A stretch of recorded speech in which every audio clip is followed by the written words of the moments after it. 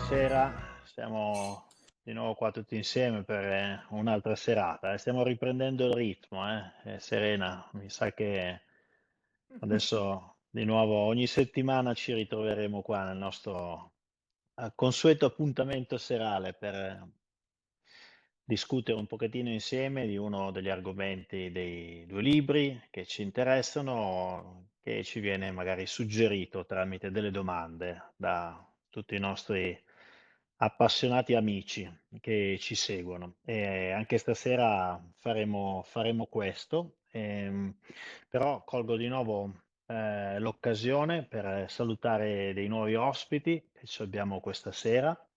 Come abbiamo annunciato, i membri del gruppo chiuso Telegram Academy, li stiamo invitando tutti piano piano a partecipare a questi round table, così espandiamo, diciamo, il team con nuove energie, con nuovi contributi che per noi sono veramente fondamentali. Quindi stasera ci abbiamo Irene con noi, che è benvenuta. Irene, che è una grande viaggiatrice, ci delizia sempre con le fotografie dei luoghi di cui io ho scritto, ho parlato, ho dettagliato, ma dove non sono mai stato. Lei invece ha scritto di meno, ma ha fatto i fatti, c'è andata e quindi ci condivide sempre le fotografie.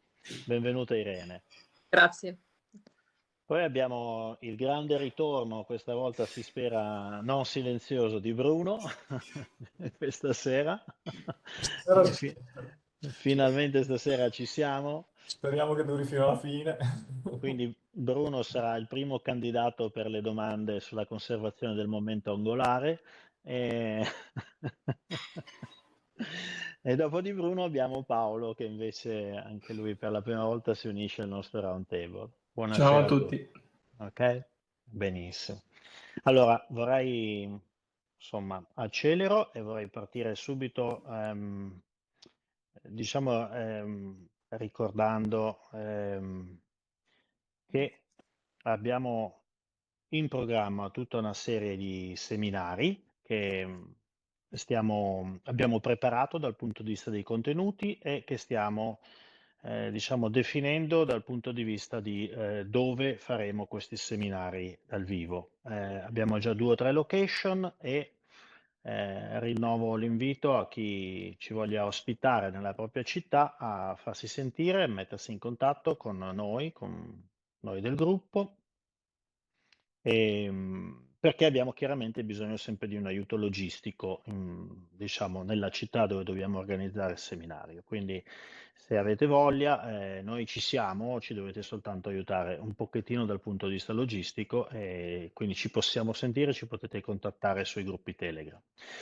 I seminari che andremo a fare nuovi sono 2 e verranno poi messi a disposizione anche come Academy, quindi la differenza è che il seminario ovviamente ha un contenuto che più o meno dura 2 ore, mai, però più o meno dura 2 ore, mentre l'Academy tipicamente è estremamente più espansa e parliamo sempre di almeno 5-6 ore di contenuti. L'Academy che è un'iniziativa che ci ha dato un mucchio di soddisfazioni ultimamente perché vediamo che piace molto ed è un modo per distribuire professionalmente dei nuovi contenuti su sempre le argomentazioni dei 2 libri. È sostanzialmente un sito di streaming, un po' come se fosse una Netflix, dove stiamo mettendo a disposizione possiamo chiamarli documentari, delle serie che trattano diversi argomenti. Oggi ce ne sono 2 a disposizione, che sono quello che riguarda la tecnologia del volo, in possesso di questa civiltà che ci ha preceduto, che è sostanzialmente l'argomento che poi dopo noi abbiamo intrecciato con le vicende naziste della Seconda Guerra Mondiale, che ha visto i 2 seminari di Roma recenti, quello di Roma e quello di Tivoli. Il secondo che è già a disposizione è quello sul punto d'origine, quindi è il seminario di Tivoli che abbiamo registrato l'anno scorso, che è secondo me molto interessante perché sono tutti argomenti nuovi che toccano trasversalmente sia il primo che il secondo libro e sono circa 5 ore, un po' più di 5 ore, quindi è come se fosse un nuovo libro multimediale e devo dire che a me è piaciuto tantissimo e mi sembra che sia piaciuto anche molto a coloro che l'hanno già visionato. Gli ultimi 2 che aggiungeremo sono, i contenuti che abbiamo preparato per i 2 nuovi, anche seminari dal vivo. Il primo si chiama 12.850 Before Present, Apocalisse nel Mediterraneo. L'argomento che viene trattato è il cataclisma che ha colpito il pianeta, quindi un cataclisma globale, di origine cosmica, come sappiamo dagli dei del diluvio, ma lo tratteremo con dei riferimenti geografici vicini a noi, quindi tutto il bacino del Mediterraneo e quelle che sono le tracce di questo evento cataclismatico vicino a noi. Quindi vedremo come il nostro stesso paese conserva queste tracce, addirittura la mia città, oppure diciamo località che abbiamo magari già avuto, sicuramente Irene, ma quasi tutti noi abbiamo avuto l'opportunità di visitare nella nostra vita, perché sono vicine a casa, Malta, l'Egitto e la Grecia. È un lavoro che abbiamo fatto soprattutto insieme con Mattia, che mi ha dato una grandissima mano a trovare tutti nuovi riferimenti scientifici che fra l'altro vanno ancora una volta a confermare tutto quello che Platone ci ha detto nelle sue opere, che quindi sempre più si dimostrano opere scientifiche e non filosofiche, che consigliamo a tutti ovviamente di leggere.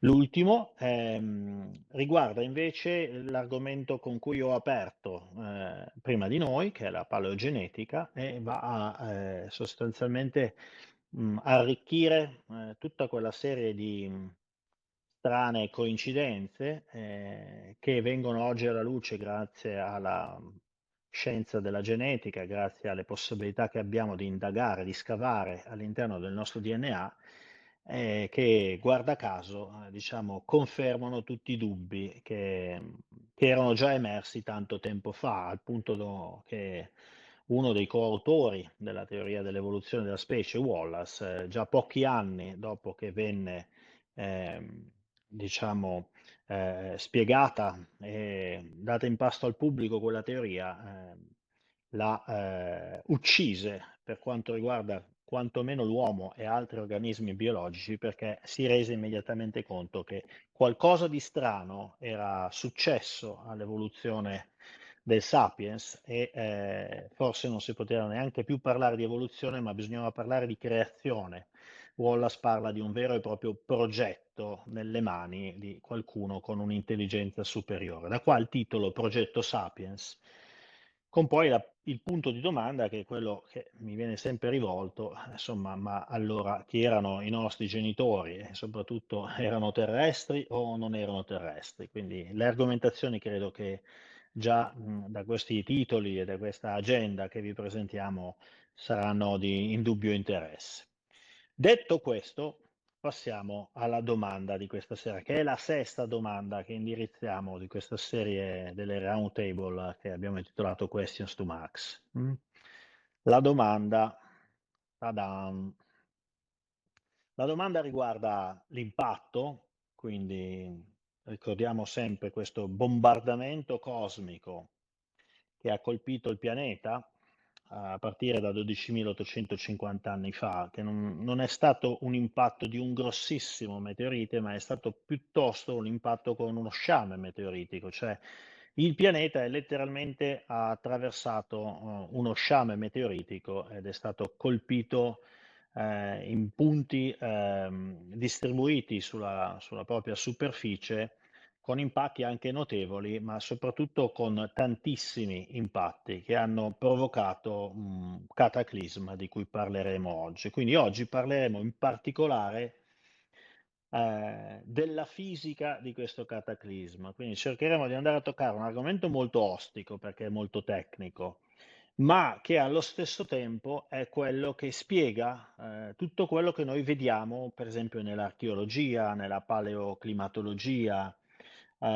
tutte quelle che sono le evidenze multidisciplinari che abbiamo di questo cataclisma vengono spiegate tutte nel momento in cui si comprende cosa quell'impatto ha scatenato proprio a livello di fisica del pianeta, quindi fisica proprio stiamo parlando fisica newtoniana, quindi è un argomento piuttosto tecnico che cercheremo questa sera di rispiegare. Per la verità l'abbiamo già trattato, ma siccome è molto ostico, insomma, abbiamo ricevuto diverse domande, diverse richieste, quindi abbiamo detto, vabbè, dedichiamo una serata soltanto a questa fisica del cataclisma e vediamo se riusciamo questa volta a condividere un po' meglio questi concetti non proprio banalissimi, non proprio semplicissimi.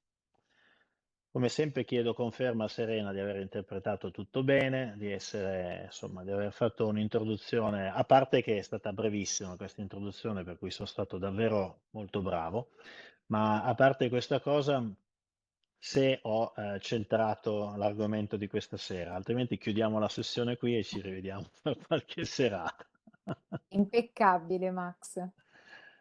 Va bene. Allora, mi fermate, promettetemi che, cioè, tutti, a parte Phil, farete delle domande, ok? Va bene. Allora, ci sono un po' di cose che prima di cercare di comprendere cosa è successo, bisogna capire diciamo, meccanismi fisici che regolano il nostro pianeta. Allora, la prima cosa che bisogna ricordarsi è la seguente. Un qualunque corpo che venga messo sulla superficie del nostro pianeta, cioè, facciamo l'esempio anche noi stessi, piuttosto che un'automobile, insomma, qualunque cosa, che a noi ci sembra fermo perché chiaramente siamo nel sistema stesso, per cui non ci rendiamo conto che il sistema in realtà è in rotazione, anche in rotazione piuttosto veloce, perché sappiamo che fa un giro completo ogni 24 ore. Per cui questa trottola che è il nostro pianeta, che ci sembra ferma, è tutt'altro che ferma. Ora, questo corpo che viene messo sulla superficie del pianeta subisce quello che è una sorta di effetto fionda, no? Cioè è come se voi prendeste la fionda quella diciamo antica, no? La fate girare e a un certo punto, poi quando fate partire la pietra parte per la tangente, proprio perché c'è questa forza centrifuga che è generata dalla rotazione che tende ad allontanare la pietra, in questo caso, dall'asse di rotazione. Bene, la stessa cosa succede sostanzialmente sul pianeta Terra, sulla superficie del pianeta Terra. Bisogna però tenere presente la seguente cosa, che siccome la forza con cui diciamo questa ipotetica automobile viene allontanata, quindi viene attirata verso l'esterno, dipende dalla sua distanza dal raggio di rotazione, dall'asse di rotazione. Ovviamente più si è vicini al polo e più questa forza si attenua ed è più bassa. Il punto in cui questa forza è maggiore di tutti è l'equatore, perché ovviamente ha il raggio più grande di tutti dall'asse di rotazione. Quindi la formula è la massa del corpo dell'automobile per omega al quadrato, dove omega è la velocità angolare del pianeta, che è sempre la stessa, ovviamente, per il raggio. Ecco, quel raggio varia, per cui la forza in verde sarà un po' più debole della forza rossa, che sarà a sua volta un po' più debole della forza arancione, semplicemente perché il raggio va crescendo. Il punto di forza massima è chiaramente il punto all'equatore, perché se si scende un po' dall'equatore il raggio comincia nuovamente a diminuire e quindi anche la forza comincia a diminuire. Questo è importante da ricordare perché significa che, e dopo lo vedremo un pochino meglio, se questo corpo che viene messo ipoteticamente sulla superficie è libero di muoversi, tenderà a scivolare verso l'equatore. Ok? Se è libero di muoversi, tenderà a scivolare verso l'equatore. Infatti, all'equatore noi troviamo un bulbo, troviamo un rigonfiamento fatto soprattutto di acqua, perché sostanzialmente c'è questa, diciamo, forza, che poi vedremo essere tangenziale, che tende a trascinare i corpi liberi in movimento che sono messi sulla superficie terrestre, non sul polo, non al polo, tende a trascinarli, ad applicare quantomeno una forza che li trascina verso l'equatore. È chiaramente una forza che poi dopo viene ostacolata dal legame fisico, dagli attriti, dal legame, dalla coesione dei materiali, altrimenti insomma ci sarebbe l'effetto pizza, no? Cioè se io faccio girare così velocemente una pizza, lei si allarga e si appiattisce semplicemente perché la sua coesione meccanica non riesce a contrastare questo fenomeno che vi ho appena detto, diventa una pizza che è sostanzialmente tutta distribuita all'equatore. La Terra e gli oggetti sopra la Terra invece insomma hanno una certa coesione meccanica, per cui sostanzialmente si oppongono a questa forza e si trovano dei punti di equilibrio. Però questa forza esiste, a tutti gli effetti esiste, e quindi bisogna tenerlo ben presente. Un'altra delle cose che bisogna tenere molto ben presente è che la Terra è un geoide, cioè non è una sfera perfetta. E questo è estremamente importante, ovvero il raggio equatoriale, quindi il raggio misurato all'equatore, rispetto al raggio misurato ai poli, sono diversi. Quindi il raggio misurato ai poli è più piccolo di all'incirca una ventina di chilometri.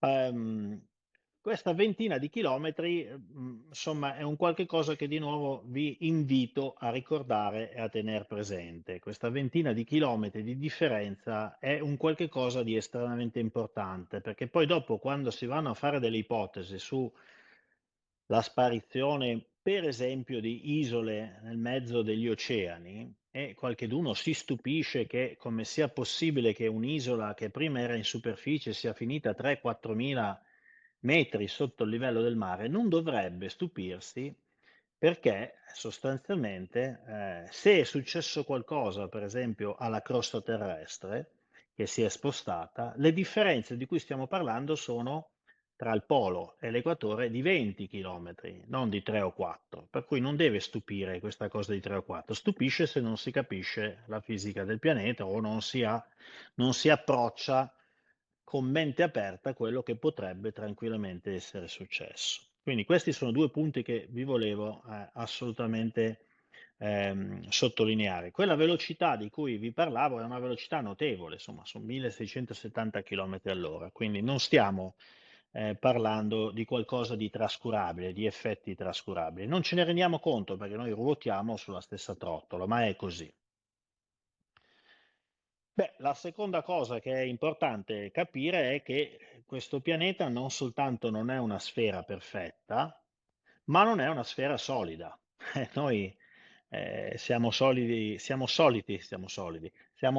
dire no, stabile come il terreno sotto i piedi. Beh, è di nuovo una percezione errata, no? Perché la struttura di questo pianeta è tutt'altro che solida, anzi, per la stragrandissima maggioranza della sua massa, questo pianeta non è solido sostanzialmente. C'è soltanto una piccola buccia, proprio una crosta che viene chiamata litosfera, dello spessore di pochissimi chilometri, sui fondali oceanici stiamo parlando di 5-6 chilometri, dove ci sono le masse continentali di più, ma è una proprio la buccia di una mela che avvolge una mela che invece non è solida. E questo è estremamente importante quando parliamo della fisica del pianeta, perché se noi associamo il pianeta a una sfera, per esempio, di acciaio, quindi immodificabile nelle sue dimensioni, perché è, diciamo, è compatta, non si modifica, cambia completamente il ragionamento che viene fatto. La Terra non si può, nel momento in cui si va a valutare l'effetto di questo impatto cosmico che c'è stato, non si può paragonare a una sfera d'acciaio, perché nel momento in cui si fa quello si trascurano delle cose che non sono semplicemente trascurabili, ovvero che la Terra è plasmabile. La Terra bisogna sempre immaginarla quando facciamo questi ragionamenti come se fosse un pallone magari da pallavolo riempito di gel, per esempio. Ok? Quindi ha una tomaia esterna, una crosta più o meno solida, ma comunque più o meno solida perché è comunque deformabile. E ha un interno invece che è estremamente deformabile, soprattutto se soggetto a certe forze che vengono scatenate proprio da questo evento. Quindi questo è estremamente importante comprenderlo e ricordarsi di tutte queste ipotesi, altrimenti si rischia ovviamente ehm, dare per scontato qualcosa che invece non va dato per scontato. Quindi, se andiamo a analizzare uno spicchio di questo pianeta, c'è tutta una parte diciamo, dei vari strati che compongono il pianeta che è molto interessante da comprendere. Allora, la litosfera, ovvero la crosta terrestre, come vi dicevo, è molto sottile. Nei punti in cui è più spessa, sotto le grandi catene, diciamo, montuose continentali, stiamo parlando di una settantina di chilometri. Sotto i mari, e questo è di nuovo estremamente importante quando si parla di miti, è estremamente importante capire che è una crosta molto sottile, stiamo parlando di 5-10 chilometri di spessore. Mm? Sotto quella che viene chiamata litosfera c'è uno strato estremamente spesso che si chiama stenosfera. Ora, la stenosfera è un qualche cosa che si descrive molto bene descrivendo una sorta di melassa, no? È proprio, io ho detto gel, insomma, potete immaginare che so io, il miele, insomma, un qualcosa di estremamente viscoso. Poi chiaramente con l'aumentare delle profondità cambia il livello di viscosità e diventa talmente viscoso e talmente denso da poter essere tranquillamente considerato un solido. Però per buona parte della sua diciamo, spessore prossimo alla litosfera va considerato come una melassa, un gel, un qualche cosa di plasmabile, in qualche maniera. La stenosfera è molto profonda, sono circa 240 chilometri. È molto importante anche un altro dato che è emerso da delle ricerche, credo che sia stato un giapponese a ipotizzare questa cosa. Ora, senza entrare nel dettaglio che ho trattato negli Dei del Diluvio, ma sostanzialmente per dei fattori che sono chimici, fondamentalmente dei cambiamenti nella chimica delle rocce a una profondità di circa 100 km, si forma quella che viene comunemente chiamata una guida d'onda. Che cos'è una guida d'onda? È un'interfaccia tra due livelli di questa astenosfera che è molto fluida, quindi è come se ci fossero una spaccatura in questa astenosfera e fosse lubrificata questa spaccatura nella stenosfera. Quindi viene chiamata guida d'onda, ma è sostanzialmente un punto in cui questa stenosfera non è compatta, ma è fratturata ed è fra l'altro fratturata in maniera tale da poter probabilmente scivolare uno strato sopra l'altro. E questo è di nuovo fondamentale per comprendere la fisica dell'impatto. Perché? Perché dovete immaginare proprio come se fosse un cuscinetto, voi sapete come funziona un cuscinetto, no? Sostanzialmente la parte interna e la parte esterna, quindi il cerchio interno e il cerchio esterno, possono girare o stare fermi indipendentemente perché in mezzo ci sono delle sfere che agiscono sostanzialmente da abbassano l'attrito e rendono indipendente il movimento e la rotazione della sfera interna scusate, del cerchio interno con il cerchio esterno. Ecco, questo è un po' l'effetto che vi volevo far capire. Quindi c'è una parte dell'astenosfera, poi c'è la guida d'onda, che sono le sfere di questo cuscinetto, e poi c'è la parte esterna che diciamo è la litosfera, quindi la crosta terrestre. Ecco, è concettualmente ipotizzabile che queste possono scorrere una sull'altra, ovviamente solo in particolari condizioni. Quindi lo scorrimento della crosta terrestre sull'interno del pianeta, quindi lo scorrimento della tomaia del pallone sopra diciamo, la parte gelatinosa interna, è concettualmente possibile e le ultime ricerche dimostrano anche come questa cosa potrebbe essere resa possibile. C'è qualche domanda fino adesso? È tutto chiaro? Tutto Bene, ok, bene, interessante. Sì, sì, Assolutamente. ok. benissimo. Ora, vediamo cosa ne pensava lui, Illo, no? Cioè, voglio dire, la fisica di cui parliamo è la sua, per cui sentiamo cosa diceva Sir Isaac Newton in uno dei suoi trattati. Quindi stiamo parlando di qualche secolo fa. Lui diceva che aggiungendo tra il polo e l'equatore ok? Quindi non deve essere né al polo né all'equatore, deve stare in uno degli spicchi, no? Tanto per capirsi. Poi vedremo perché non deve stare né al polo né all'equatore, ok? Se aggiungo in mezzo sulla superficie terrestre un cumulo di materia nuova, per esempio una montagna, quindi qualcosa di veramente massiccio, questo nuovo cumulo di materia col suo peso, con la sua massa, cosa farà? L'abbiamo visto prima cosa farà. Tenderà a Ad andare all'equatore. allontanarsi, diciamo, dal suo asse di rotazione, quindi tenderà a shiftare, tenderà a scivolare verso l'equatore. Ok? Chiaramente se lo può fare, se è ancorato al terreno, no. Ok? E quindi nel suo tentativo di allontanarsi, perturberà tutto il moto del globo. Mm?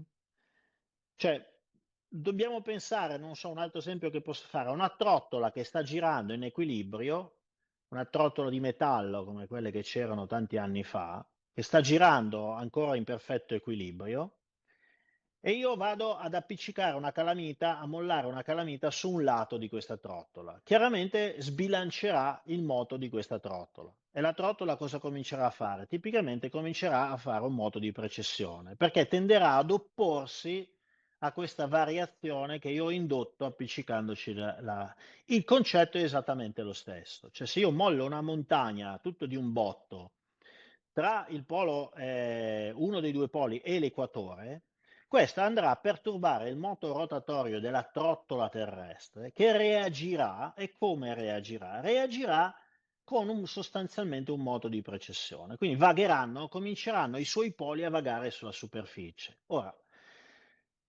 quando io leggo di Newton che parla di poli che vagano sulla superficie, insomma, tutto quello che abbiamo raccontato nella puntata numero 5, di poli che se ne vanno in giro a destra e manca e di glaciazioni in posti impossibili, dovrebbe essere una banalità, perché lo diceva Newton, non lo diceva Charles Epcot, né tantomeno lo dico io, lo diceva Sir Isaac Newton questa cosa, cioè parla di poli vaganti e ti spiega il meccanismo con cui questi poli possono mettersi a vagare, per cui non capisco perché queste cose debbano destare lo stupore, forse perché non si sanno, io non lo so, non si uniscono i vari puntini. Ci siamo fino a qua? Torna Sì, tutto? sì. Allora finiamo prestissimo stasera, se torna tutto. Posso chiedere una cosa? Certo. E la differenza chiaramente sarà importante se il corpo è libero di spostarsi o se è ancorato alla superficie. Sì, Io faccio questo ragionamento: se il corpo è libero sulla superficie e fa prima arrivare verso, cioè tenterà di arrivare verso l'equatore e ci metterà, cioè avrà lui uno spostamento, ma se invece è ancorato alla crosta, la crosta tenderà ad andargli dietro, cioè a seguirlo. questo è chiaramente il ragionamento che poi dopo noi facciamo. Se il corpo è libero, per esempio, è l'acqua dell'oceano, infatti l'acqua dell'oceano si accumula in un bulbo, no, che si espande, che si chiama bulbo equatoriale, intorno all'equatore, perché è libera di muoversi, cioè voglio dire, non proprio libera, ma il suo legame è molto tenue. Se è una montagna che è ancorata alla piattaforma continentale, chiaramente non va a finire all'equatore, ma questo non vuol dire che non sta esercitando una forza sulla superficie terrestre. Quindi sta esercitando una forza su quella parte del cuscinetto esterna, ok? Sta cercando di far ruotare quella parte esterna del cuscinetto. Ora, bisognerebbe ovviamente capire quanto deve essere forte questo, diciamo, momento che genera quella montagna per farlo ruotare, perché va bene che c'è la guida d'onda, ma stiamo sempre comunque parlando della buccia del pianeta intero, quindi non è che uno starnutisce e si gira. Però concettualmente è esattamente quello che hai detto, quindi è come avere piantato una maniglia sulla superficie terrestre e cominciare a tirare per cercare di farla ruotare. Ok?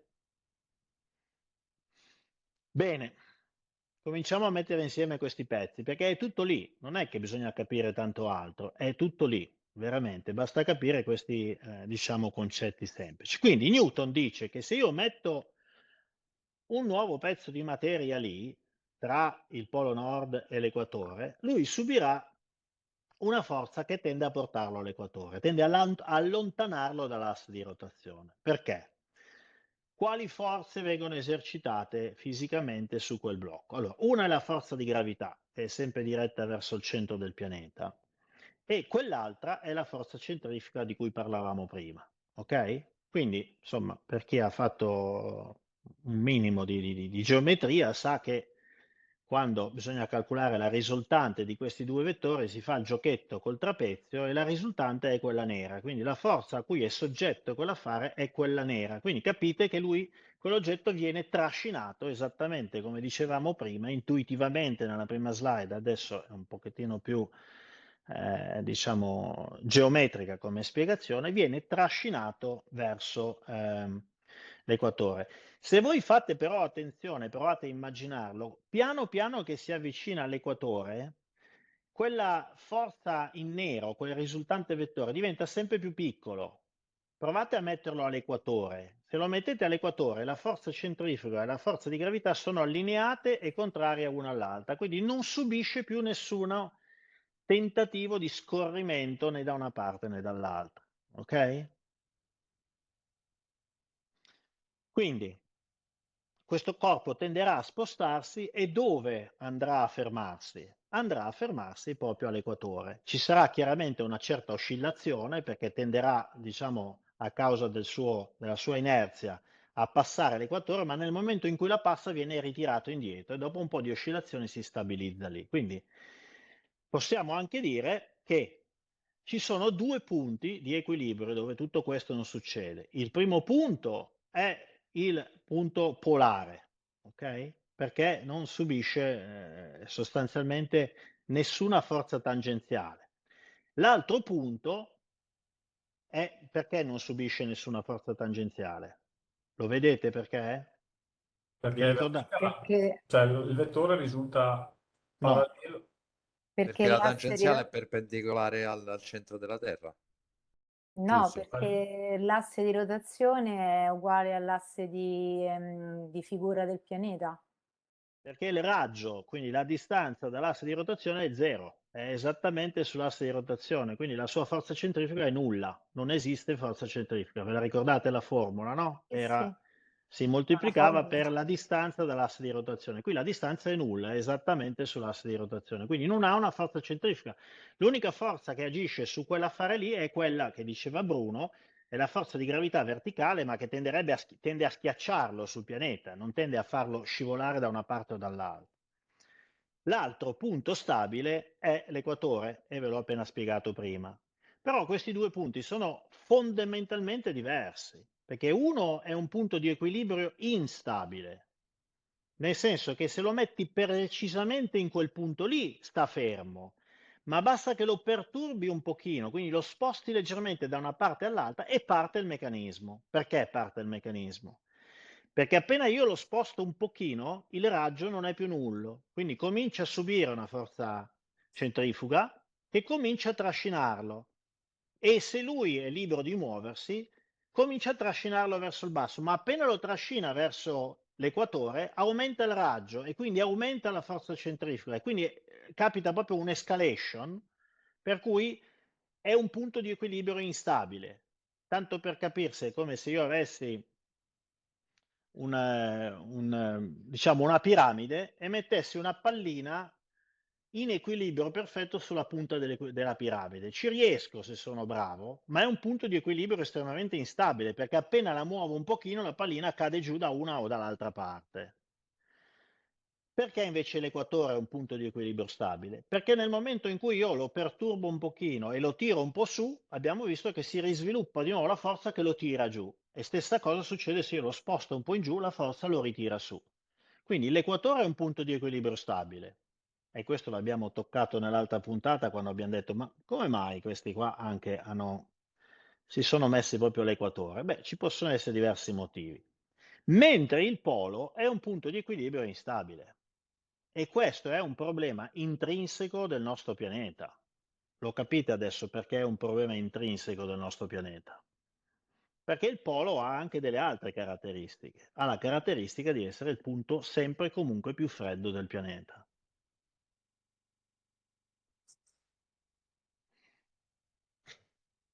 E quindi cosa succede nel punto più freddo del pianeta? Si formano le calotte polari. Si formano le calotte polari. Ma una calotta polare è o non è la montagna di cui parla Newton? Non deve essere mica fatta di terra la montagna di cui parla Newton. Newton sta parlando di materia. Il ghiaccio è materia, ha una sua massa, ha un suo peso, tra l'altro non trascurabile. Infatti. Quindi il nostro pianeta tende all'instabilità col formarsi di grandi calotte polari. Perché? Perché questa diventa una calotta veramente grandissima e basta che si destabilizzi di poco e comincia a esercitare una forza attraente, quella che Bruno ipotizzava prima, sulla famosa sfera esterna del cuscinetto, che è tutt'altro che irrilevante. Tutt'altro che irrilevante. Ok? Ok o non è ok? Sì, sì, ok. Perfetto. Ce l'abbiamo fatta fino adesso? Sì, sì. Beh, proviamo a prendere alcune delle dimensioni, diciamo, possibili di queste calotte, no? Stiamo parlando di 30 milioni di chilometri cubi di ghiaccio.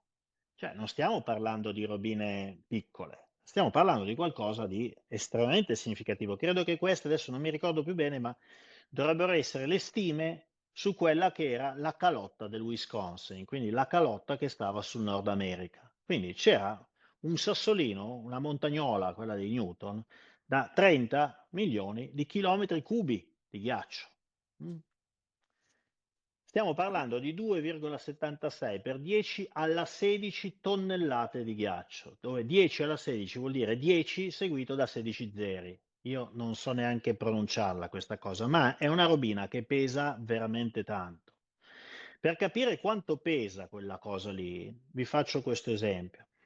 Il suo peso sulla crosta sottile della Terra, quindi il suo peso sulla palla da pallavolo riempita di gel, era tale che ovviamente è come quando io schiaccio con un dito un palloncino gonfiato, ovviamente spingo all'interno e creo un avvallamento nel palloncino. Ora, quell'avvallamento non si è ancora ripreso a distanza di 10.000 anni, cioè quella parte del territorio canadese sta ancora ritornando alla sua altezza naturale gradualmente dopo che è stato tolto sto peso enorme. Possiamo fare degli altri esempi, insomma, ci sono alcune parti della Groenlandia che sono sott'acqua la roccia, sotto i 2-3 chilometri di ghiaccio che ci sono sopra. Quindi non stiamo parlando di bruscolini, tanto per capirsi, tanto più su un pianeta che è quello che vi ho fatto vedere prima, che è una sottile buccia riempita all'interno di gel. Quindi non è una palla d'acciaio, non è una sfera d'acciaio, è estremamente deformabile. Vi aggiungo un ulteriore dato, quella buccia è in realtà una crosta, non una buccia, non è flessibile proprio per niente, tende a fratturarsi e a spaccarsi con estrema facilità, ok? Quindi non è neanche detto che abbia la flessibilità della tomaia di un pallone da pallavolo che si flette e tende ad assorbire il peso e a distribuirlo in maniera omogenea. Potrebbe anche spaccarsi e nel punto in cui io applico il peso, quel peso potrebbe anche sprofondare, sempre per tornare a dei miti di cui parleremo nel futuro. Serena, c'è una domanda. Che Sì, s- ma volevo solo chiedere una cosa, sempre su questo esempio, a parte le spaccature, ma questo peso sulla crosta terrestre, facendo l'esempio appunto del dito che pigi e crei una pressione, poi quella pressione potrebbe sfociare da un'altra parte facendo sollevare altre cose. Deve sfociare da un'altra parte, perché ovviamente il volume della melassa del gel che c'è all'interno della Terra è sempre lo stesso. Quindi quando io schiaccio da una parte sul pallone e comprimo l'aria in quel punto lì, da un'altra parte fa la bolla che esce fuori. Cioè è abbastanza evidente che funziona così. Quindi è esattamente questa la dinamica del pianeta. Per quello che io dico che considerare il pianeta una sfera d'acciaio è sbagliato, perché non è una sfera d'acciaio e quindi non si possono spiegare certi fenomeni geologici a meno di non considerare il pianeta per quello che è, una sottile buccia, una sottile crosta fragile che si frattura con estrema facilità e un'enorme palla piena di gel. Questa era l'estensione della calotta. Quindi cominciamo a capire che ci sono delle criticità Cioè questa è la fotografia della situazione nel 12.850 before present, ok? Ci troviamo una massa enorme di ghiaccio, tutta sostanzialmente sulla terraferma, perché copriva tutto il Canada e parte degli Stati Uniti del nord, della parte nord degli Stati Uniti. Direi anche solidamente ancorata, perché per esempio era ancorata alle montagne rocciose, quindi voglio dire, adesso non vorrei esagerare troppo la cosa, però era la situazione ideale per combinare un gran casino. Perché la situazione ideale, dico? Beh, perché se quella massa lì fosse, per esempio, sull'acqua come è oggi, il polo nord dell'Artico, che è in mare, beh, per esempio l'effetto che diceva Bruno, quello di trascinare la sfera esterna del cuscinetto, quindi la superficie terrestre, di tirarsela dietro e di farla girare non succederebbe, perché è sull'acqua e non lo farebbe.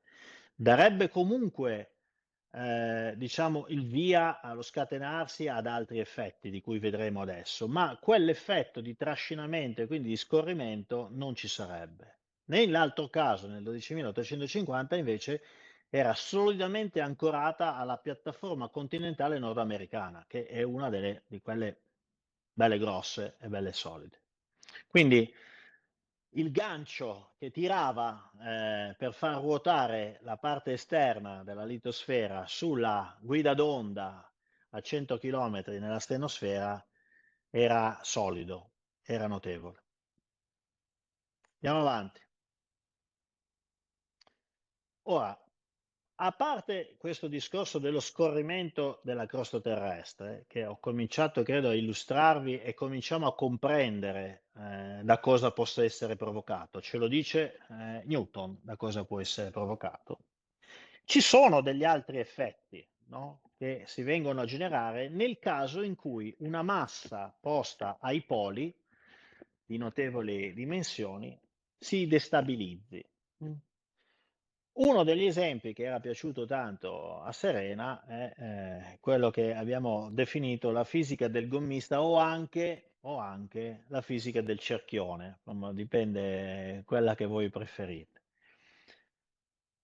Ed è un esempio per spiegare un concetto sempre dei moti rotazionali. Allora, lo facciamo in due dimensioni, quindi sul cerchione, poi ovviamente sulla sfera non è che cambia nulla, insomma, il concetto è sempre lo stesso. Ora, una ruota di una macchina gira intorno al suo semiasse, ok? Perché quando andate a cambiare le gomme vi devono fare quella che viene chiamata l'equilibratura della gomma? Qual è l'effetto se non fate l'equilibratura? La vibrazione. La vibrazione, cioè la macchina vibra, diventa inguidabile, se poi se è una moto non la guidate più, la macchina poi dopo un po' si smonta perché la vibrazione si estende veramente a tutta la macchina. Perché vibra? Beh, vibra perché un moto in rotazione diciamo, è caratterizzato dall'asse di rotazione, in questo caso è il semiasse, no? Poi dopo c'è anche l'asse di figura. Che cos'è l'asse di figura? L'asse di figura è l'asse attorno al quale si distribuisce simmetricamente la massa dell'oggetto in rotazione. Per cui perché è rotonda ed è tutta simmetrica sta gomma? Perché deve distribuirsi in maniera simmetrica in modo che l'asse di figura coincida con l'asse di rotazione, col semiasse. Quando è che vibra la macchina? Quando le due cose non coincidono. Quindi perché voi quando cambiate una gomma bisogna fare l'equilibratura? Perché la nuova gomma è leggermente un po' diversa, non è adatta perfettamente al cerchione, ogni gomma è un po' diversa e cosa succede? Che l'asse di figura, quindi l'asse attorno al quale si distribuiscono tutte le masse che compongono la ruota, è leggermente spostato rispetto al semiasse. Allora, siccome il semiasse, l'asse di rotazione e l'asse di figura devono sempre coincidere, nel momento in cui non coincidono, si sviluppano dei momenti, quindi delle forze, che tendono a farli coincidere, Chiaramente nel caso dell'auto il semiasse è fisso, non si può spostare, il cerchione d'acciaio difficilmente si deforma e quindi queste forze cominciano a far vibrare tutto, si distribuiscono a tutto lo chassis dell'auto e cominciano a far vibrare tutta l'auto. Tenete invece presente che la Terra non ce l'ha un semiasse fisso, è una palla che gira nello spazio, quindi già questo effetto non succede. La Terra ritrova l'equilibrio tra asse di figura e asse di rotazione, non ci sono cavoli, lo ritrova. Vedremo come lo ritrova e sta tutto lì il problemino a cui siamo andati incontro. Cosa fa il gommista per aggiustare questo problema? Va a vedere dove è sbilanciato, diciamo, la distribuzione delle masse intorno all'asse, ci applica il piombino, quindi aggiunge della massa per far ritornare quell'asse di figura dove deve stare. Cioè lui mette il piombino là e dice così l'asse di figura si risposta lì. Perché? Perché ha aggiunto un po' di massa di là e quindi l'asse si risposta verso quello. Quello fa il gommista e la macchina non vibra più. Ok? Ora, è chiaro questo concetto, no? Asse di rotazione e asse di figura. Cos'è l'asse di figura? Chi è che mi spiega cos'è l'asse di figura? È l'asse intorno al quale si distribuisce simmetricamente tutta la massa. Ma che spettacolo, sei sempre la più eroica, è veramente, cioè, veramente uno spettacolo. Non sei come Phil, tu, veramente. Scusa, le cose le invento io, è normale che io giudico Eccolo voi, lì, ecco, eccolo lì, scusatemi. Me la sono anche Reso rischiata umile. me la sono rischiata che magari dicevo una stupidaggine, Phil, subito. No, pensavo avessi preso appunti Va bene, subito. dai. Devo ricordarmi di non scatenare Serena e Phil perché sennò siamo rovinati. Ora, beh, adesso insomma, dai, le cose si cominciano a mettere un po' insieme o no? Non ci siamo persi, vero? No? Adesso diventa abbastanza facile cominciare a capire quale può essere stata la dinamica di questo cataclisma, la fisica di questo cataclisma. Qual era il piombino nel nostro caso? La montagna. La montagna di ghiaccio, no? La montagna di ghiaccio. E noi cosa è successo con quel piombino? Perché il gommista lo aggiunge il piombino per riequilibrare il cerchione. Il nostro cerchione, quindi la nostra Abbiamo terra, perso. era equilibrata, ma cosa è successo? Che abbiamo perso il piombino. Che abbiamo perso il piombino. Cioè, se mentre andate per strada perdete il piombino che aveva messo il gommista, siete d'accordo che ricomincia a vibrare tutto e risuccede di nuovo tutto il casino? E quello è successo al pianeta Terra. Perché cosa è successo al pianeta Terra? È successo che una significativa, diciamo, parte della potenza cosmica che ci ha colpito, degli Zontemok, è andata a colpire nel posto più instabile e delicato del pianeta, che era il polo nord del pianeta. Quindi ha colpito in pieno il punto più instabile, quella montagna di ghiaccio che abbiamo visto essere in un punto di equilibrio, sì, ma di equilibrio instabile, che è bene non andare a perturbare, è bene non rompergli le scatole, perché se gli rompi le scatole comincia a tirare giù tutto da una parte o dall'altra. Dove è andata a colpire? È andata a colpire lì. Infatti, il polo nord che era centrato sulla baia di Hudson, noi sappiamo che un grosso impatto, veramente grosso, ha colpito Saginaw Bay, che è esattamente nella parte sud, diciamo, della baia di Hudson, dei Grandi Laghi, di quelli che sono oggi i Grandi Laghi. Quindi siamo proprio, diciamo, nel punto più delicato che c'era del pianeta. Poi, negli dei del diluvio è venuto fuori anche un altro grandissimo impatto di cui abbiamo grande evidenza con le Scablands, per esempio, quindi nella parte un po' più a est. Comunque abbiamo sempre colpito quella montagna di ghiaccio, quindi tant'è vero che, come ben sappiamo, il continente nordamericano è stato raso al suolo, cioè non c'è rimasto nulla. Dei Clovis non abbiamo trovato nulla. Oggi qualcuno diceva, ma ormai non troviamo le ossa, eccetera. Troviamo le ossa perché, voglio dire, quei 20 kg di ossa di una persona umana esposti a quello che è successo non li trovi più, cioè diventano polvere, vengono volatilizzate. Phil, mamma mia. Ta-da! No, è che in merito a questo, visto che mi sono andato a documentare ulteriormente, che sicuramente questo paper l'avrai trovato pure tu, ce n'è uno che parla proprio di un'evidenza di un deposito di 10 milioni di tonnellate dovuto a tutte le microsferule causate dall'impatto su 4 continenti. Le microsferule, perché parla Phil, sapete come si formano? Sapete come si formano? Le microsferule sono quello che si cerca tipicamente, viene definito un proxy di un impatto meteoritico, cioè quando troviamo queste microsferule, che sono proprio delle piccole sfere di roccia o di metallo, che vengono trovate all'interno dei depositi geologici. Quando troviamo quelle microsferule è segno che c'è stato un impatto meteoritico. Sapete perché? Perché la potenza è tale che quando lo Zontemok colpisce il terreno, vaporizza le rocce, quindi trasforma la roccia in vapore. Questo vapore ovviamente viene schizzato a temperature altissime verso l'alto, salendo verso l'alto arriva nello spazio, ok? E poi chiaramente si raffredda e nel momento in cui si raffredda del vapore di roccia, si raffredda in piccolissime microsferule che poi ricadono e si depositano ovunque.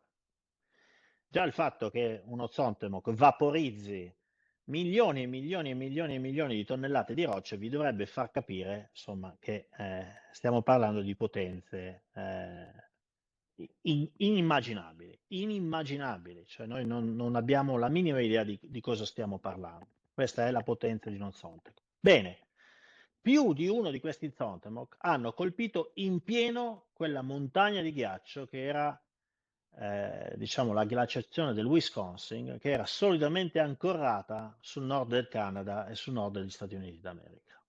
E cosa è successo nel momento in cui l'hanno colpita? L'hanno colpita e hanno trasferito a quel ghiaccio tutta l'enorme energia cinetica che aveva lo Zontemok.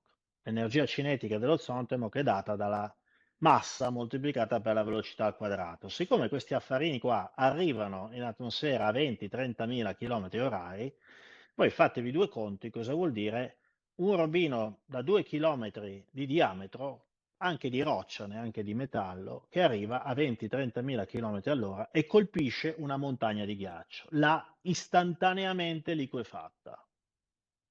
Quindi noi quel piombino non è che l'abbiamo semplicemente perso, cioè è sparito all'istante, quindi ha destabilizzato in una maniera inimmaginabile il moto rotazionale della Terra.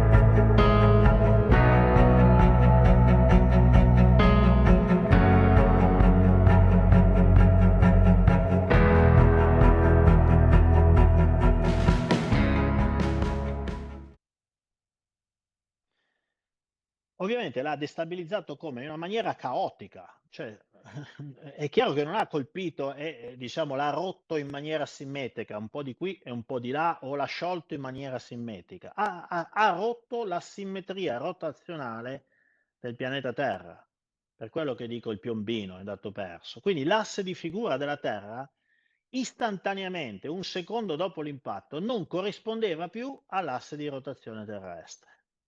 Quindi si sono scatenate all'istante quelle forze che si scatenano sulla macchina, sulla gomma della macchina, quando perdi il piombino. Su scala planetaria è successa questa cosa.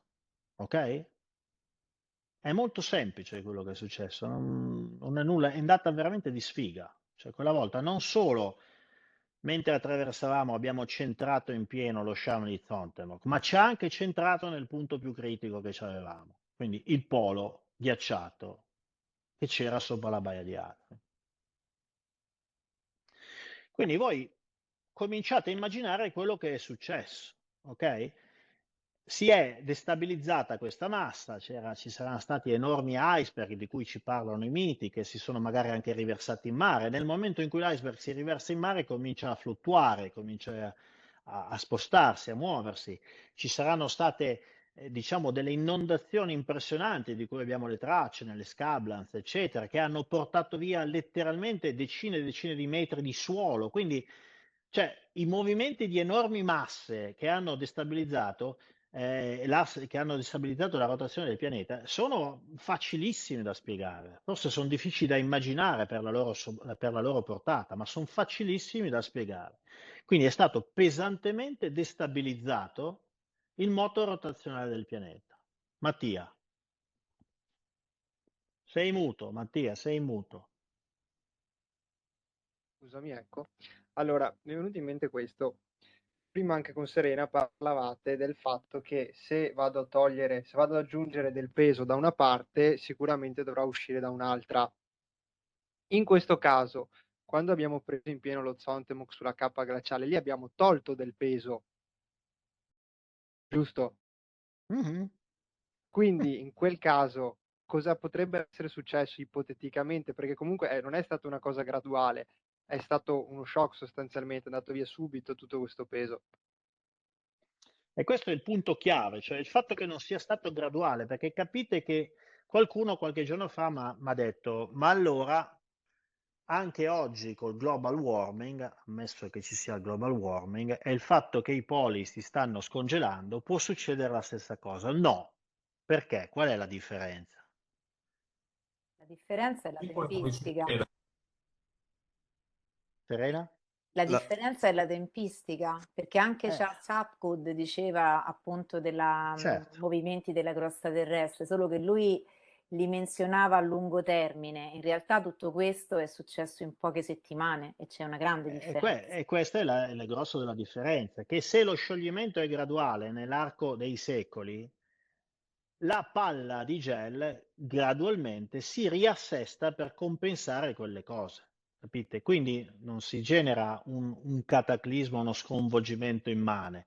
Si possono generare delle attività sismiche, si può generare cose di questo genere, ma non si scatena il finimondo. Qui, nell'arco dei pochi secondi che sono passati dal momento T0 dell'impatto al momento in cui la massa enorme di questa calotta di ghiaccio si è trasformata in acqua e fuoriuscita da tutte le parti, ha portato via iceberg, terra e tutto quello che c'era, e nell'arco di pochi secondi abbiamo destabilizzato pesantemente il pianeta. Il pianeta non è riuscito istantaneamente a riassestarsi, ok?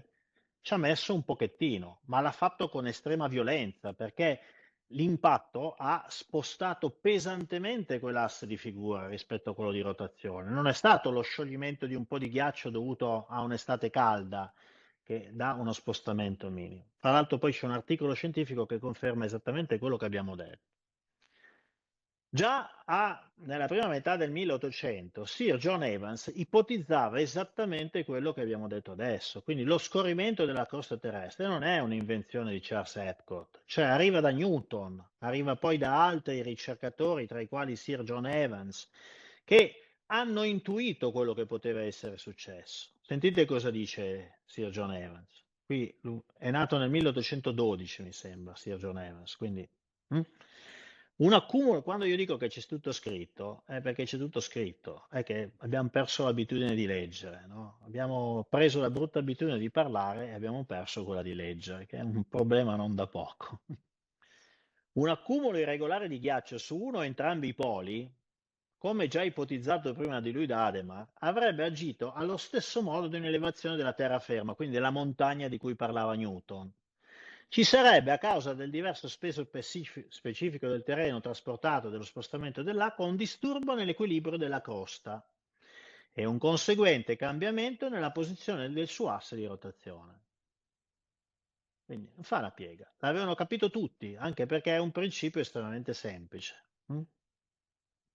Quindi quelli che non hanno capito come faceva a essere la calotta glaciale sull'India e a crearsi, diciamo, un polo, no, neanche perché loro non capivano come fa a esserci una calotta glaciale. La spiegazione è facile, perché il polo stava lì.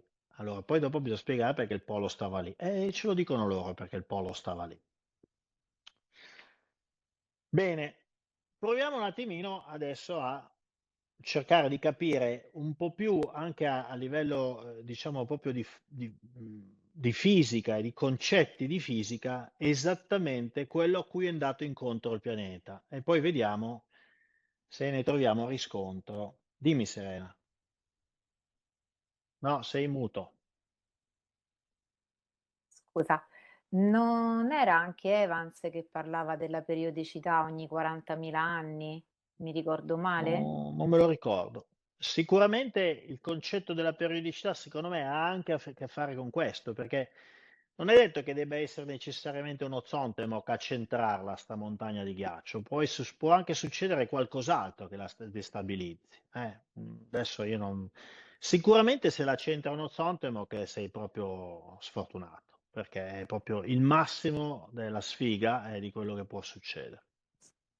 Mi Beh, ricordo qualcosa del genere, che Evans aveva detto che c'era un cambiamento dei poli ogni 40.000 anni, che generava anche questi... io non me lo ricordo quello e dovrò Ok. rileggerlo, non me lo ricordo. Bene, vediamo un attimino due concetti che sono importanti. Allora, la massa è quella grandezza che in fisica rappresenta l'inerzia, ovvero la capacità che i corpi hanno di opporsi a una variazione del loro stato di quiete o di moto. Ok? Quindi la massa viene vista come quanto un corpo ostacola un cambiamento, diciamo, della sua velocità, del suo moto. Faccio i due esempi estremi. Se il corpo è fermo, se un camion è fermo, ha voglia di spingere per metterlo in moto, perché la sua massa è enorme, quindi ostacola tantissimo la variazione di velocità. Idem se il camion si sta muovendo a 50 km/h. Ha voglia di mettersi davanti a frenarlo. Cioè, per cambiare la sua quantità di moto, la sua velocità, bisogna esercitare una forza che è tanto più grande quanto più grande è la sua massa. Quindi la massa ci dà proprio questa idea della capacità di un corpo che ha di mantenere il suo stato di movimento attuale. Ok? È un concetto un po' diverso. Noi quando parliamo di massa diciamo uno che ha tanta massa è uno che è grosso o che è grasso. In realtà in fisica la massa è quello. Quindi è il concetto proprio dello spingere l'auto, no? Più è grossa l'auto e più quella si oppone ai tuoi tentativi di spingerla. Ok?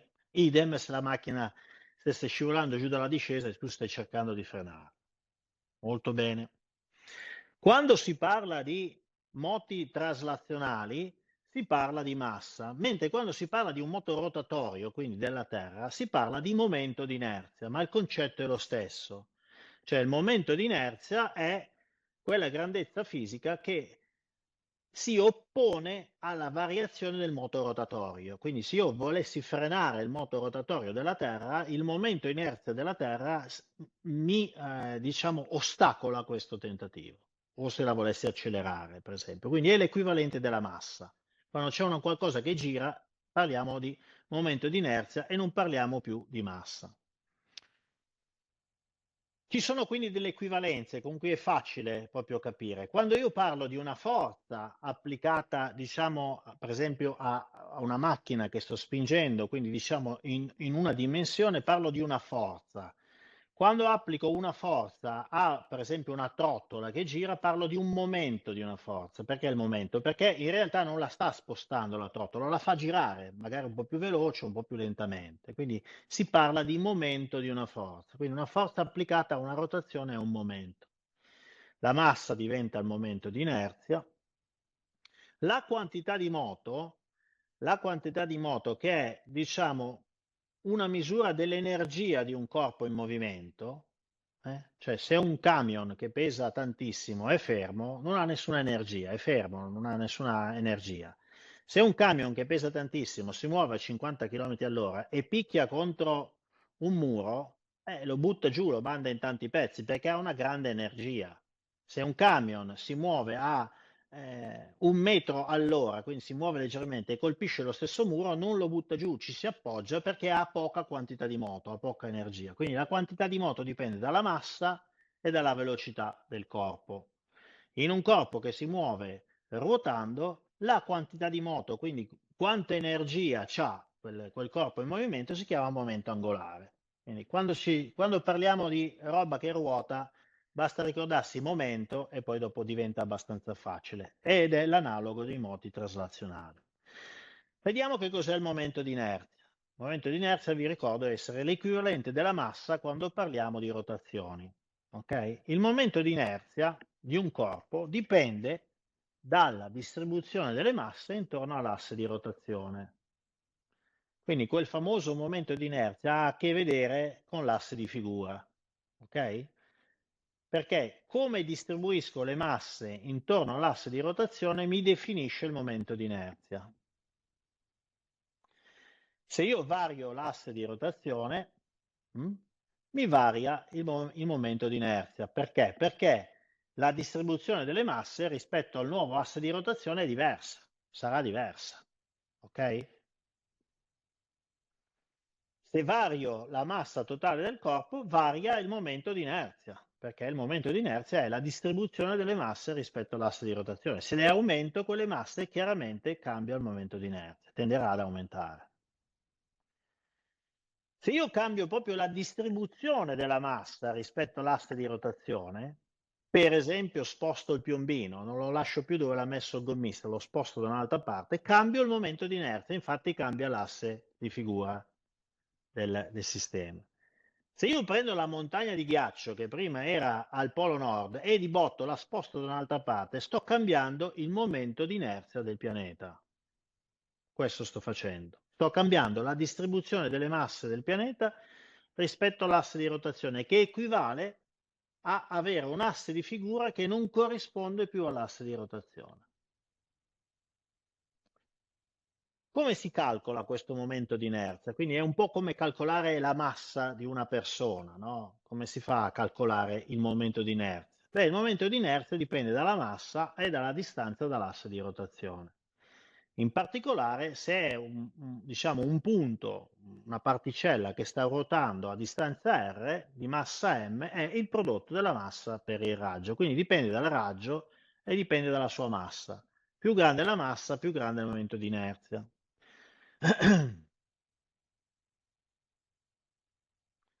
Questo è un punto importante. Allontanando la massa dall'asse aumenta il momento di inerzia. Ricordatevela questa cosa. Perché?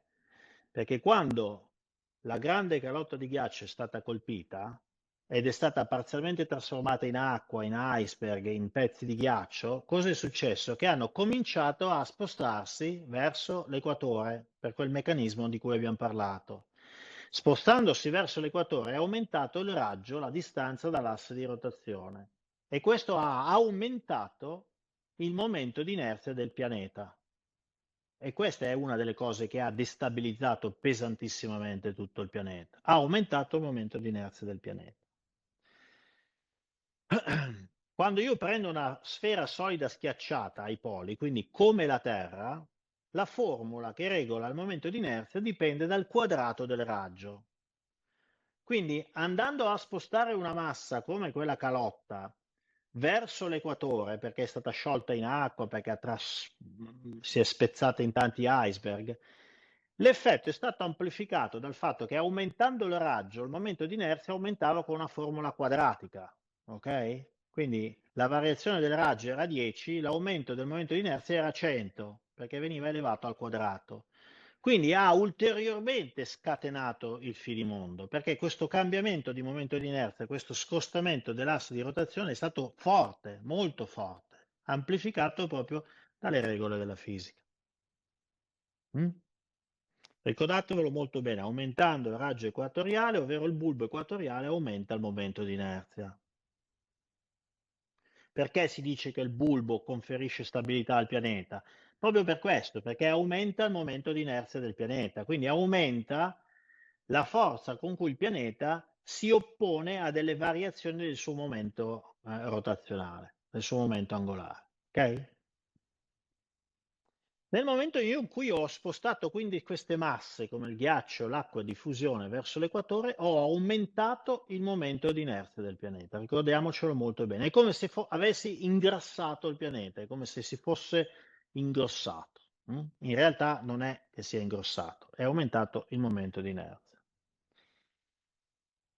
La quantità di moto che vi ho detto che misura l'energia, diciamo la potenza che c'è in un corpo in moto, ok? È data ovviamente la massa del camion per la velocità del camion. Ok? Quindi queste due componenti mi danno quanta energia ha quel pianeta. Quindi paradossalmente, Bruno, sempre per fare il tuo esempio, con quanta forza riesce a trascinare un qualche cosa, capisci? Questo per quanto riguarda un moto lineare. Abbiamo detto che quando si parla di un moto rotazionale l'equivalente è il momento angolare e la formula è sempre la stessa. L'unica differenza che c'è è che al posto della massa abbiamo il momento di inerzia e al posto della velocità lineare abbiamo la velocità di rotazione del pianeta. Nel nostro caso, cosa è successo quando è stato colpito la calotta polare ed è andata in tanti pezzi e ha cominciato a spostarsi verso l'equatore? Abbiamo detto che è aumentato il momento di inerzia, quindi quella I è aumentata, è aumentato il momento di inerzia. Quindi è aumentato il momento angolare del pianeta, che è il prodotto del momento di inerzia è come un camion che aumenta la sua velocità. Okay? O come un camion che aumenta la sua massa, la sua energia distruttiva è aumentata perché è più pesante.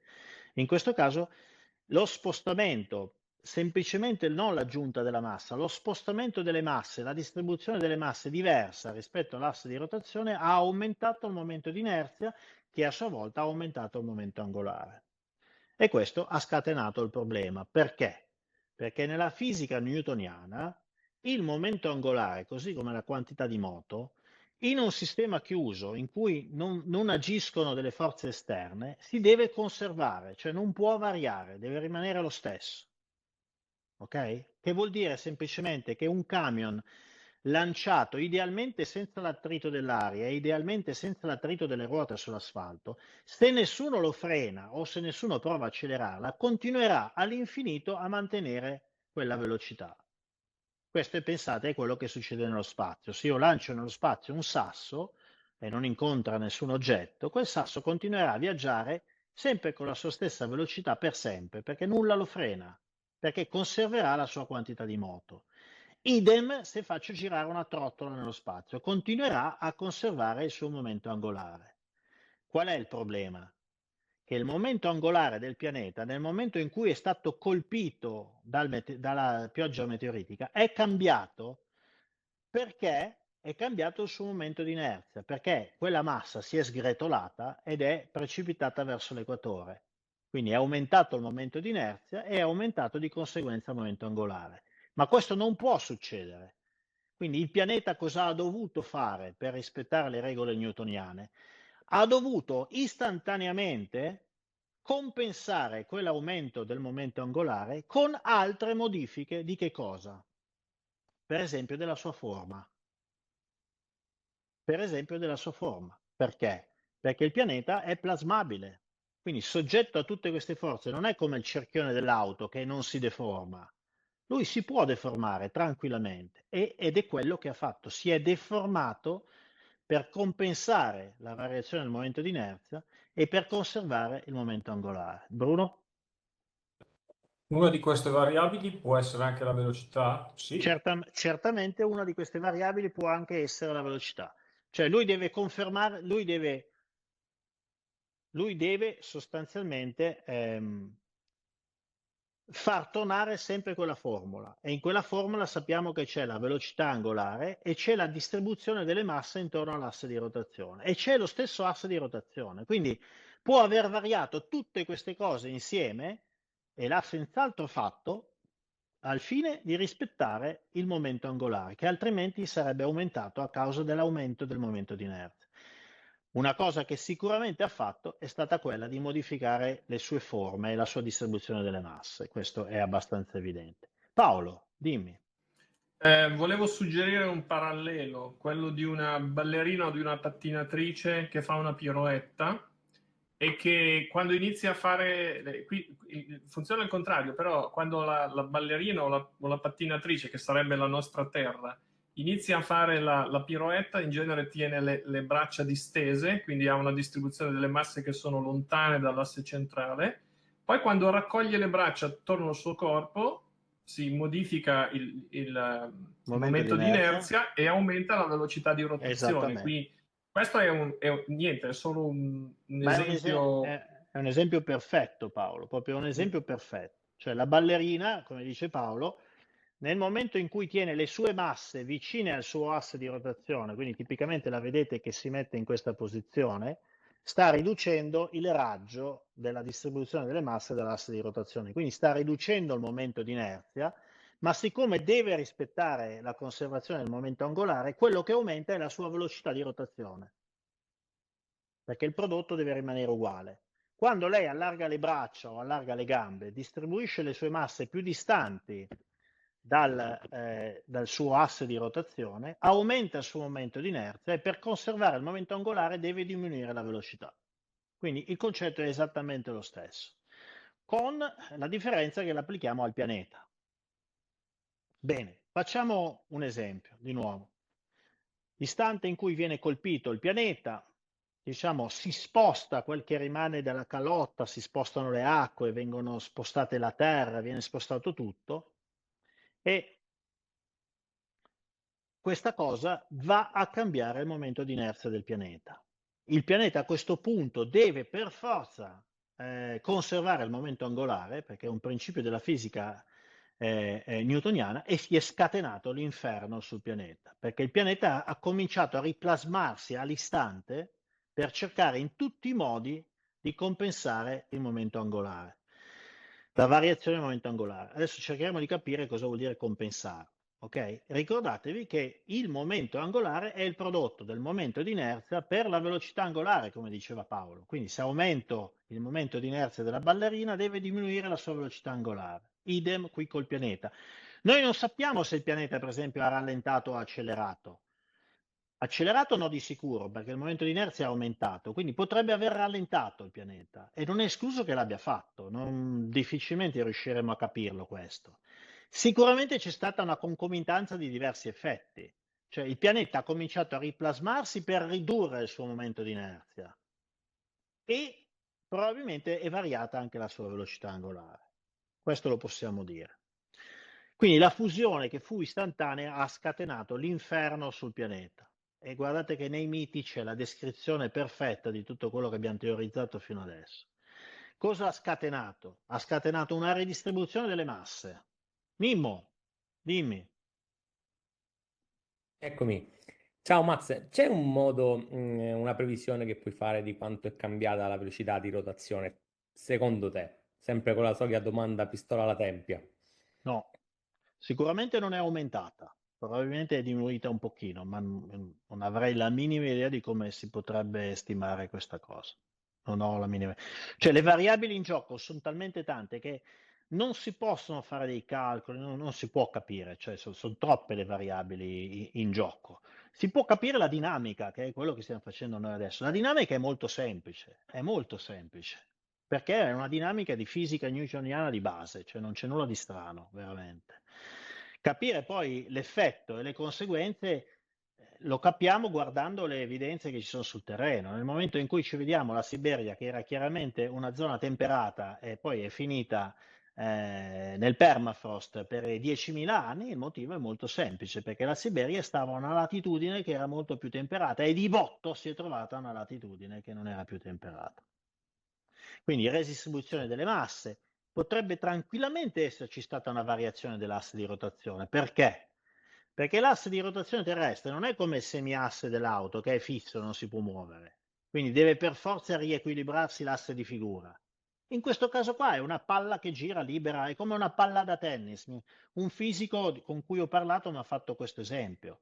Cioè, se ti arriva una palla da tennis in volo, quindi senza vincoli, e tu la colpisci con una racchetta, cavolo se vari il suo asse di rotazione. Certo che lo vari il suo asse di rotazione. È libero di essere variato. Ok, quindi non è vero che non può variare l'asse di rotazione, ma chi l'ha detto?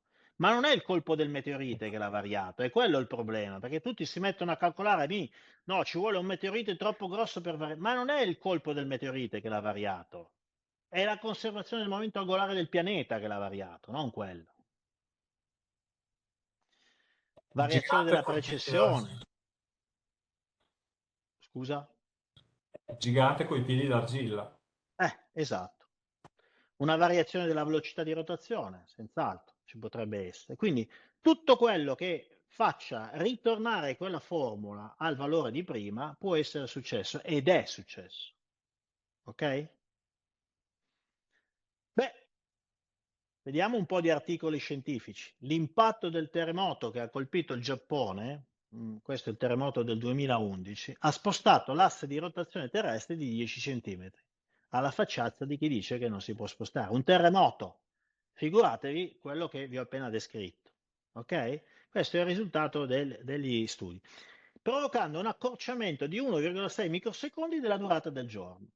Quindi è esattamente quello che abbiamo detto, è scienza questo, cioè non si capisce perché poi dopo quando lo applichi a quello che dovrebbe essere, che è senz'altro successo nella storia prima di noi, e no, a quel punto diventa fantasia e grossolane, diciamo, stupidaggini pseudoscientifiche. Ma chi l'ha detto? Cioè, fino adesso abbiamo menzionato soltanto scienziati, tra i quali lo scienziato alla base della fisica newtoniana, per cui voglio dire, non capisco perché questo dovrebbe essere un problema. Ce ne sono diversi altri di questi articoli che vi potrei menzionare che dicono esattamente le stesse cose. Quindi questa cosa è, diciamo, assodata, è un principio base della fisica newtoniana. Si è scatenato l'inferno in terra. Vediamo un po', Mattia, di rispondere alla tua domanda. Allora, facciamo così. Nel momento in cui si sono spostate queste masse, è come se si sia spostato l'asse di rotazione. Quindi l'asse di rotazione, scusate, l'asse di figura, siccome le masse a questo punto sono distribuite diversamente, è come se l'asse di figura non combaciasse più con l'asse di rotazione, uguale alla fisica del gommista, uguale identico, è solo su 3 dimensioni, ok? Cosa è successo adesso al pianeta? Cosa ha fatto il pianeta per reagire a questa variazione del momento di inerzia? Cosa volete che abbia fatto? Per ritornare alla situazione precedente, l'unica cosa che può fare il pianeta è quella di redistribuire di nuovo le masse in maniera omogenea, in modo da far tornare quell'asse di figura dove doveva stare prima. E siccome non è una palla d'acciaio, come vi dicevo, ma è una palla piena di gel che quindi si plasma facilmente, è proprio quello che ha fatto, è proprio quello che è successo. Ma non è stata la forza dello Zontemok che gliel'ha fatto fare, è il principio di conservazione del momento angolare. Ok? Quindi prova a rendervelo visivamente. Qual è la figura che lo riporta in simmetria? È quella per cui le masse si distribuiscono rispetto al geoide rosso. Siete d'accordo? Perché se io le masse le redistribuisco di nuovo come il geoide rosso, quell'asse di figura si rimette di nuovo in pace intorno all'asse di rotazione e il cerchione smette di vibrare. Ma fate bene attenzione, lo vedete anche voi quello che può essere successo. Cosa ha fatto il pianeta per entrare dentro quel cerchio rosso? Certe zone sono sprofondate, quella è senz'altro sprofondata. Questa si è senz'altro espansa, cioè è l'equivalente di quando io premo, no, sul pallone che da una parte schiaccio e dall'altra esce fuori. La quantità è la stessa, questa è la stessa cosa e questa è la stessa cosa. Ora vi ricordo una delle, diciamo, ipotesi, non ipotesi, uno dei numeri iniziali che io vi ho dato. Qual è questo numero importantissimo all'inizio che vi ho dato? Vi ho detto di ricordarvi. Bruno. I 20 km di differenza che ci sono. Mitico. Quindi gli spostamenti delle montagne diventano ridicoli. Quant'è quella piccola variazione che sembra piccolina di quella della freccia verde che mi porta a innalzare, per esempio, i livelli dei continenti per riportare a posto l'asse di figura? Stiamo parlando di 100 metri? Sarà 10-12 km. Stiamo parlando di chilometri, non di 10-100 metri. E allora perché ci stupiamo quando nei miti troviamo scritto che le montagne sono apparse dal giorno alla notte dove c'erano le figure? Quando troviamo scritto che le Ande si sono innalzate di 2000 metri dal giorno alla notte e i mastodonti sono morti di freddo e di stenti perché prima pascolavano in riva al mare e poi si sono trovati in cima. Quando parliamo di Tiahuanaco e di Pumapunku, che è un luogo a 4000 metri d'altezza dove neanche con la tecnologia moderna, a causa di quelle condizioni, riusciremmo a fare quelle cose, e qualcuno l'ha fatta. Ma perché l'ha fatta? Ma perché stavano più in verso l'hanno fatta, perché stavano più in basso. E non c'è nulla di strano, è fisica semplicissima. Mi sono gasato. Beh, ora mettetevi nei panni di sti poveri sfigati che erano sulla superficie di sto robo qua, quando è successo quello. Beh, se parlano di terremoti apocalittici, se parlano della crosta che si frattura e va in pezzi, se parlano di eruzioni vulcaniche diffuse, se parlano di spostamenti verticali dell'ordine di chilometri, se parlano di tsunami immani e si parlano di venti fortissimi, stanno dicendo delle cazzate o stanno semplicemente dicendo quello che hanno visto e hanno provato sulla propria pelle? Beh, a me sembra che è evidente che stiano dicendo quello che hanno provato sulla propria pelle. Ora vi aggiungo altri due pezzettini. Perché tsunami immani e venti fortissimi? Perché tsunami immani e venti fortissimi? Bruno? Lo tsunami comunque è più facile da immaginare perché chiaramente quando c'è questo spostamento, innalzamento o abbassamento, l'acqua deve trovare una collocazione che cerca di compensare, no? Perché l'acqua deve trovare un livello, diciamo, no? Rispetto alla gravità. E i venti, chiaramente, se c'è stata una Mm, rotazione di tutta la crosta verso il basso, automaticamente si saranno trovati dei venti che andavano da sud verso nord. no, non è così. Non Guarda, è sempre per la conservazione. bravissimo Phil. È per lo stesso principio, la conservazione del momento angolare. Perché? Perché la Terra, diciamo, si è riplasmata così, ma dobbiamo ricordarci che insieme alla Terra gira anche l'atmosfera. Quindi l'atmosfera che girava in una certa maniera, adesso, ruotando la Terra così, praticamente l'atmosfera tenderà a continuare a girare come girava prima. Quindi la Terra si è spostata, l'atmosfera continuava a girare, a tendere a girare nella stessa direzione. Si sono scatenati dei venti enormi, dei venti enormi. Lo tsunami è ancora più facile da capire, perché le acque degli oceani hanno teso a conservare la stessa rotazione che avevano prima. Peccato che gli hanno spostato il bacino da sotto, ok? Quindi quando qualcuno mi dice da dove è arrivata tutta l'acqua che è salita fino alle montagne, non è possibile che succeda perché non c'è abbastanza acqua da piovere per arrivare fino alle montagne. Ma non è l'acqua che pioveva che è arrivata alle montagne, è l'acqua dei bacini, degli oceani che è tracimata. Cioè stiamo parlando di una bacinella piena d'acqua e qualcuno che gli ha dato uno scossone, ok? Quindi non è che si è aggiunta dell'acqua. Voi immaginatevi l'acqua degli oceani che gira a 1600 km all'ora e tu gli cambi il bacino sotto, quella continua a girare a quella velocità, quindi invade tutta la piattaforma continentale e sale fino alle vette più alte delle montagne e ci metterà giorni, settimane, forse mesi a ritrovare la sincronia di rotazione col resto della Terra e a rientrare nell'alveo naturale di quelli che erano gli oceani. Quindi questo ha generato gli tsunami immani e questo ha generato i venti fortissimi. La ciotola. La cioto. E infatti, cosa ci dicono i miti? I miti ci dicono sempre la storia, quello che è successo.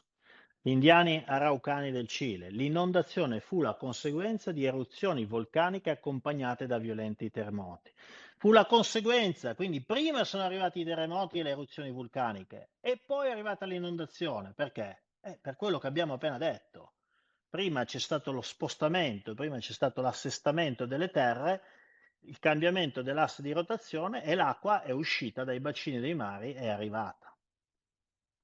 Nell'epopea di Gilgamesh, alle prime luci dell'alba, venne dall'orizzonte una nube nera. Il dio della tempesta trasformò in tenebra ogni cosa splendente. Il paese infranse come un coccio.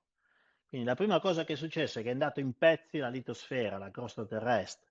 Il vento del sud si affrettò per immergere le montagne nell'acqua. Dicono tutti esattamente le stesse cose.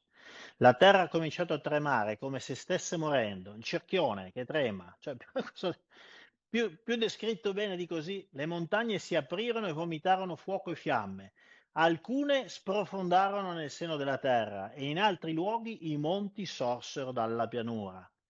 Qui non è fantasia, è verità fisica newtoniana. Mattia, Sì, a proposito di miti, ce n'è uno molto bello, per cui volevo appunto un tuo parere, di una tribù dal nome impronunciabile che abita l'attuale British Columbia, quindi in Canada, che raccontano che in pratica in un periodo antichissimo la loro terra natale, da dove provenivano, si ruppe e una parte di questa terra cominciò ad andare alla deriva. In questo caso avremo il riscontro Direi che io non mi stupisco per nulla di quel mito. Io personalmente, a priori, tenderei a considerarlo un dato di fatto, una testimonianza storica. Poi bisognerebbe un minimo fare indagine, non lo conosco, ma non mi stupisce per nulla. A me quello che leggo in questo caso mi sembra che sia estremamente coerente con tutto quello che abbiamo visto adesso parlando di fisica newtoniana e del pianeta, no?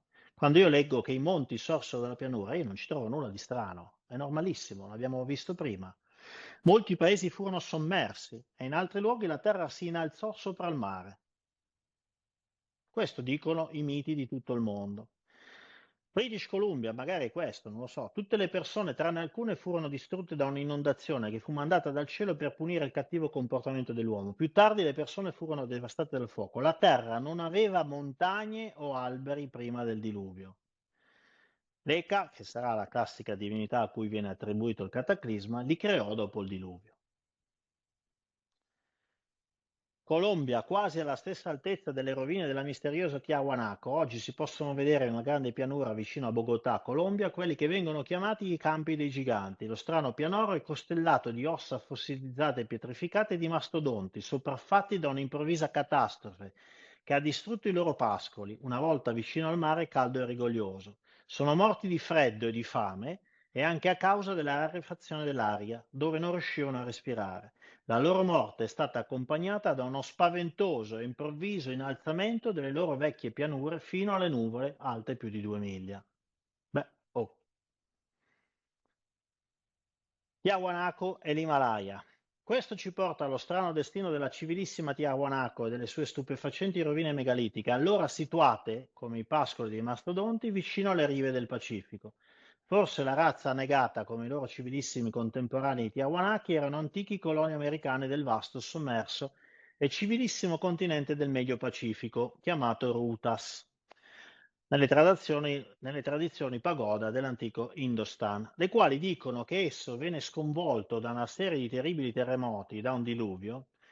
Quindi sta a vedere che anche nel Pacifico c'è qualche isolotto che è finito sul fondo dei mari, come si diceva nella puntata numero 5, che lo affondò in prossimità nell'oceano, in un giorno prima che l'Himalaya esistesse.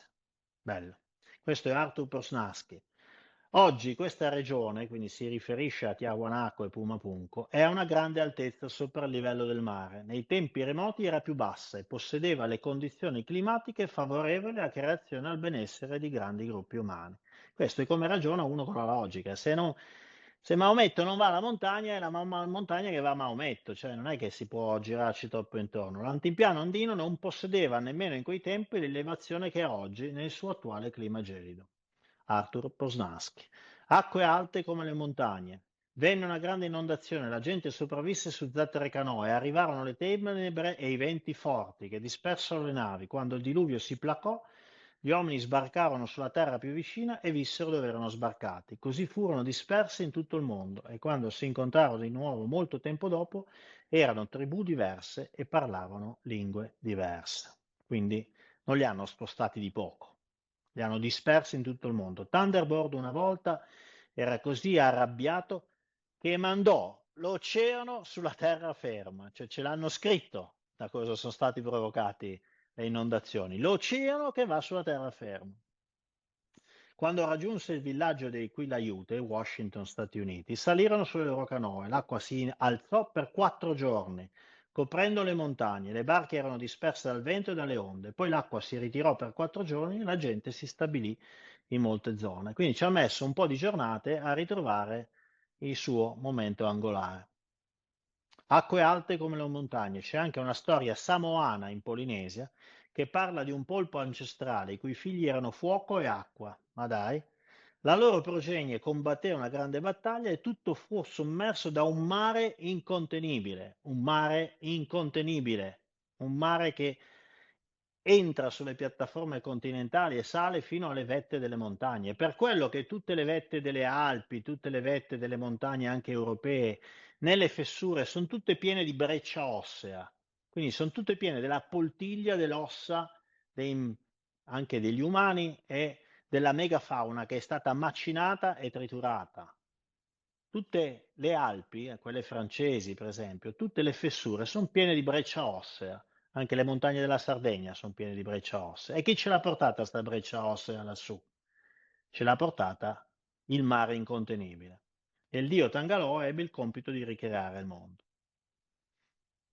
E con questo chiudiamo anche la puntata numero 6. Irene, in extremis, Irene, raise the hand. Dici, Irene, dove sei che non ti vedo?